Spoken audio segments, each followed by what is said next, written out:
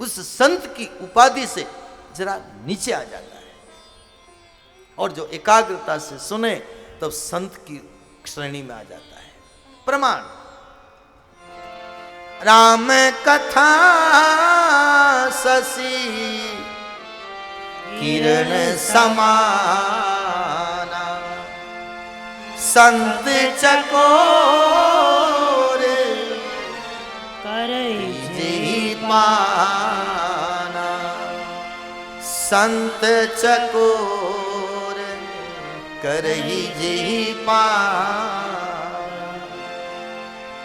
संत लोग चकोर बन करके और उसका रसास्वादन करते हैं। पान, पान का अर्थ पीना, पीने का है। ये शास्त्र पीने का ग्रंथ है। दुनिया के जितने भी रसमय पदार्थ हैं वो होठों से पिए जाते हैं, लेकिन अध्यात्म जगत का ये जो शास्त्र का जो रस है ये कानों के इस दोनों से पिया जा रहा है। कान क्या है? हमारा पात्र है, दोनों कानों से पिया जा रहा है। संत चकोर करई जेहि पाना, पीना पीना पीना। इसलिए गोपियों ने ठीक कहा दसम स्कंद में, गोपी गीत में, जब भगवान कृष्ण अंतर्ध्यान हो गए तब गोपियों ने क्या कहा? हे गोविंद सुनो, तब कथामृतम तप्त जीवनम कवि विरीडितम कल्मषापम श्रवण मंगलम श्रीमदाततम भुवि गृह्णन्ति ते भूरिदा जना, भुवि गृह्णन्ति ते भूरिदा जना। हे गोविंद, आपकी कथा अमृत है। तब कथामृतम, तो तप्त जीवनम, इस तपे हुए जीवन में, इस संसार के संकटों से, विषाद से, परेशानियों से जूझते हुए जीवन की इस गर्मी से, तप्त जीवनम कल्मषापम, उन पापों को, कलमश को मिटाने के लिए कानों से सुनकर जीवन में मंगल ही मंगल प्रदान करने वाली आपकी ये कथा है। तब कथामृतम, गोपियां रास मंडल में कृष्ण के अंतर्ध्यान होने के बाद जो गाती है, और इन कथाओं को जो सुनते हैं, जो गाते हैं, बूरीदा जना, बूरीदा जना, बूरीदा जना, सुनने वाले और सुनाने वाले धनभागी हैं, धनभागी हैं, धनभागी हैं। धन्य श्रीमद् भागवती वार्ता सुराणामपि दुर्लभा, भागवत कहती है देवताओं को भी दुर्लभ है। इस संसार के मृत्यु लोक के प्राणी ही इसको श्रवण कर सकते हैं, देवता लोग श्रवण नहीं कर सकते। और इसीलिए जब भागवत सुखदेव जी और परीक्षित के बीच में जब ये कथा का आरंभ हुआ, उस वक्त स्वर्ग के देवता लोग अमृत का कलश लेकर के आए, आकर के कहा सुखदेव जी से, महाराज ये जो स्वर्ग का अमृत है आप परीक्षित को पिला दो, और ये कथा का जो अमृत है, जो आपके मुख से निसृत हो रही है गंगा, आप ये कथा का अमृतदान हमको करो। अदला बदली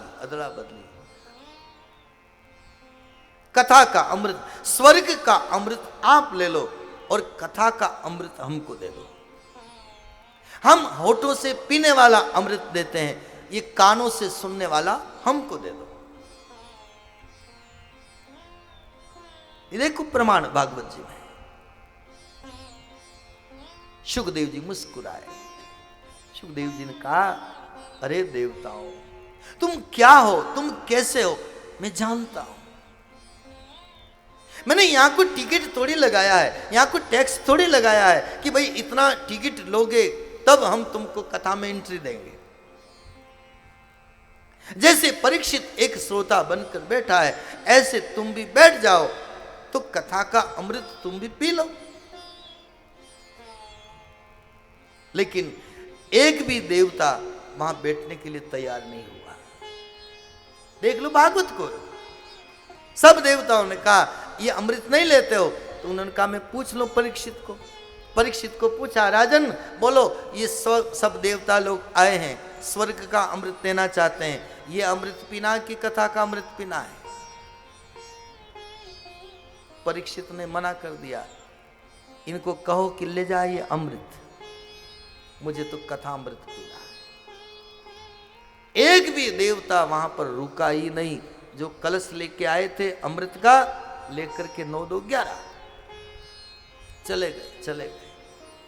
तब सुखदेव जी मुस्कुराते हुए देखा उन देवताओं की तरफ।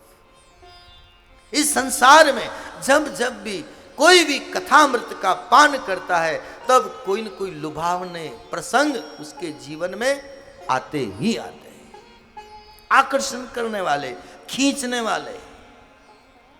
लेकिन जो तटस्थ रह जाए उसको कथा का अमृत मिलता है, और जो लुभायमान हो जाए तो पैसा, पद और प्रतिष्ठा, इस 3 चीजों में तो सारी दुनिया मर रही है।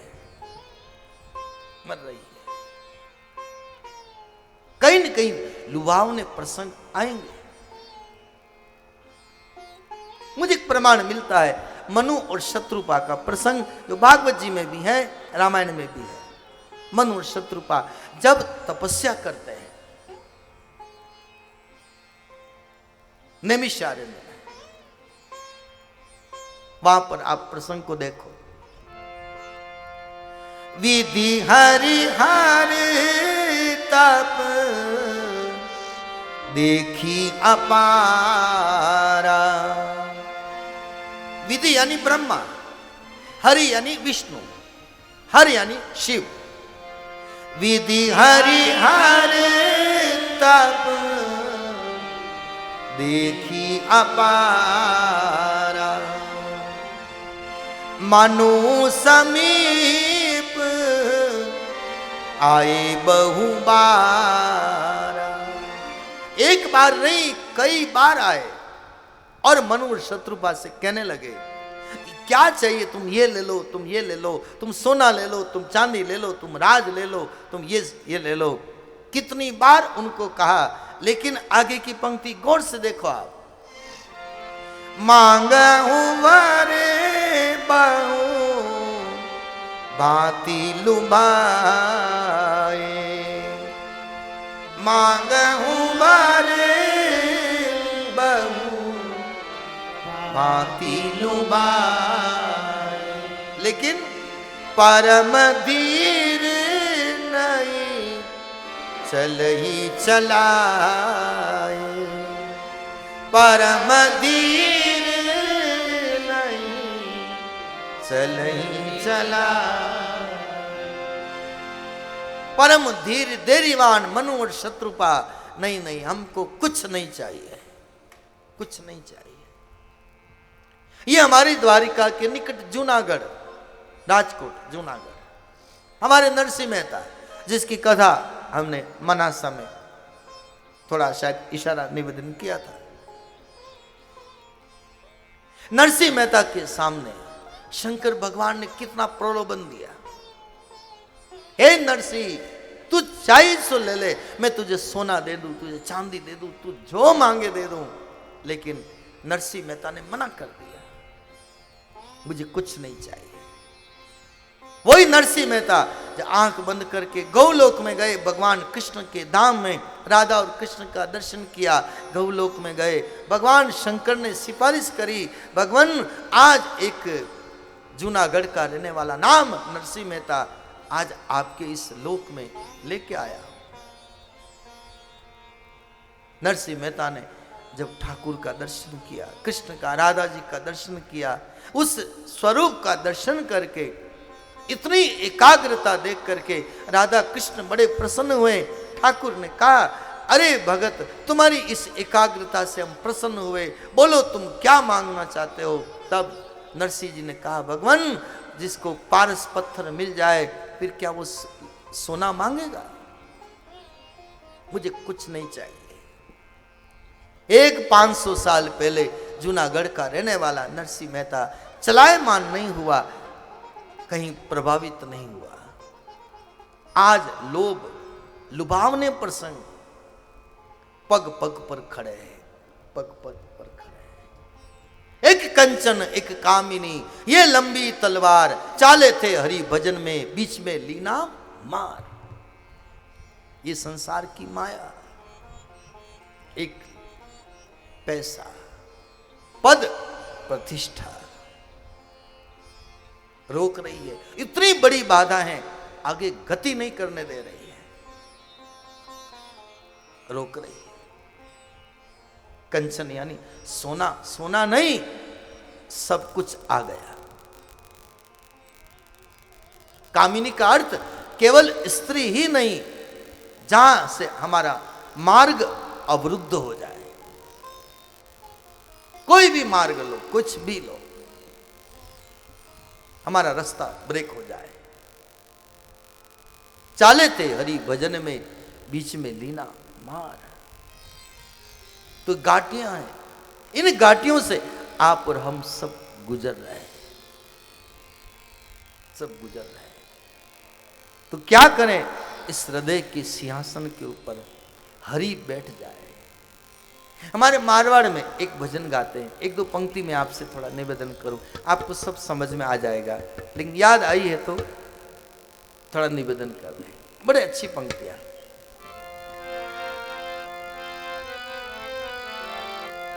कदी आंबोला सांवरिया मारे द्वार, तू भी जो वाट कदी आंबोला सांवरिया मारे द्वार, तू भी जो वाट तू भी जो वाट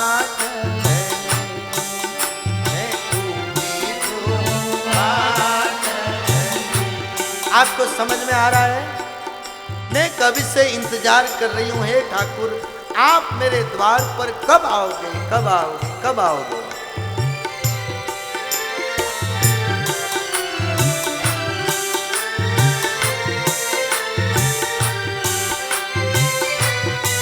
सब ताली बजाते हुए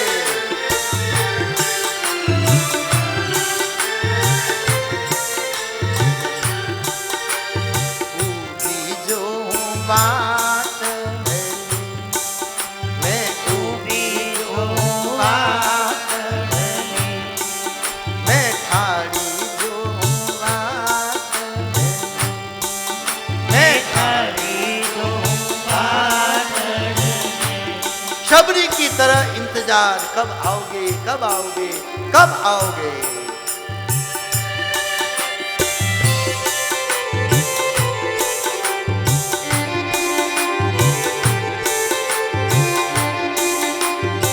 ताली बजाते हुए भाव से